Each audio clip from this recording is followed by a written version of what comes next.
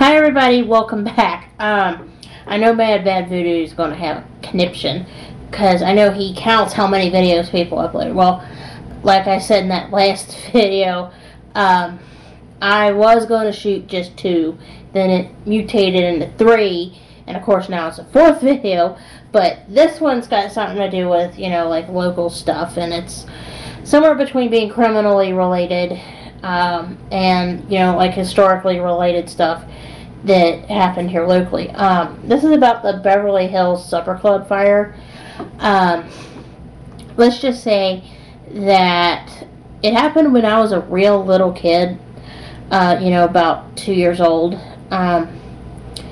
Because I don't remember it happening, but my mom and dad told me that the night it happened, I maybe had been 2 for about 2 months, so I was 26 months old, approximately, if I'm remembering right.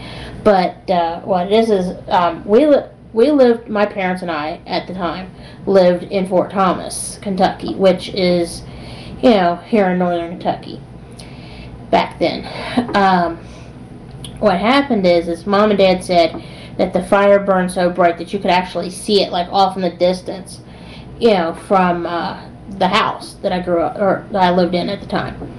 Well, I found an article here on the same page that the last article that I was reading from in the last video actually come from Channel 5 over in Cincinnati's webpage.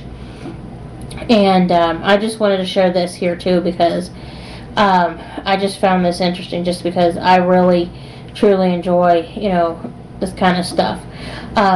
I can't say who wrote this, but I just wanted to share it. It says here from the Channel 5's webpage, it says, old photos could reopen supper club investigation.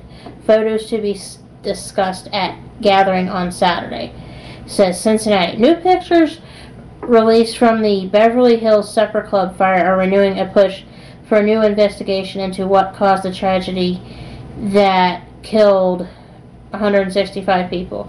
The nearly 200 photos were taken by KSP lab technician Ronnie Friel on May 29, 1977. Oops, sorry.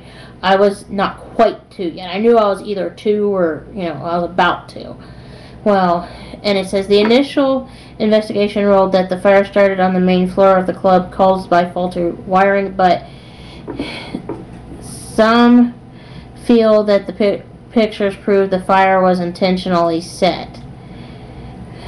The pictures taken in the basement of the club show wires plugged into an outlet, and it could have been that it got so hot that it bent and the wires dangling into the air conditioning unit.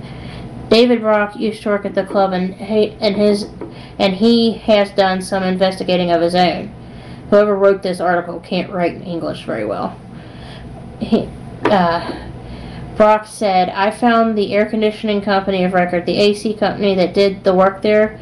He said, this is not his work. The pictures have never been publicly seen until now. They're part of an exhibit at the Fort Thomas Military and Community Museum. Nationally renowned fire experts will gather at Northern Kentucky University on Saturday to discuss the photos. The meeting will be held at 10 a.m. at Nunn Hall and is open to the public.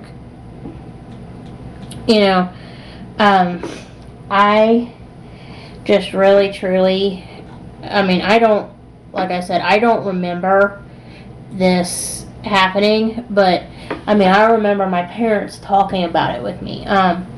It's, one of those things where it's, I'm glad Mom and Dad didn't go there that night. For various reasons that, like, for one thing, I'm not an orphan. There are other people that, fortunately for them, and I won't say who, because they wouldn't be around today if Mom and Dad had went and got killed, they wouldn't be here. And I'm glad for those people, just because I think highly of them. But, anyway, I just, I really feel sad that those people, that 165 people lost their lives.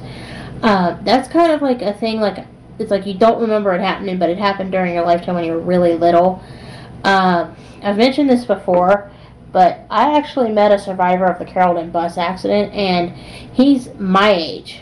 So, you know, he's walking around, and that on the other hand had a profound effect on me because, you know, at 12 years old, you know, to decide, you know what, I'm not going to drink and drive.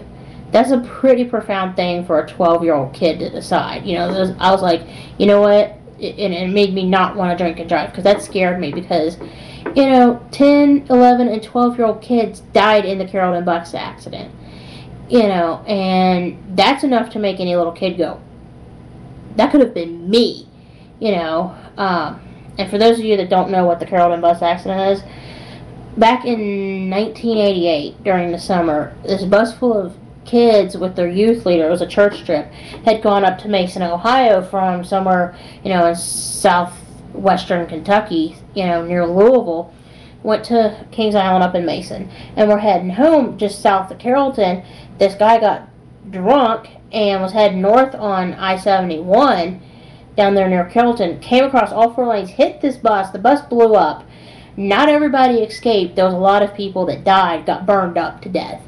And, you know, and this guy went to prison for it and got out past 10 years, and he said that he has nightmares. Of course, this guy also can't ever get a driver's license or own a car, but, you know, I figure whatever. But anyway, I just wanted to talk about the Beverly Hills Supper Club fire mainly, and, you know, I slipped in about the Carrollton bus accident. But anyway, I hope you guys have a good evening, and I'll talk to you later.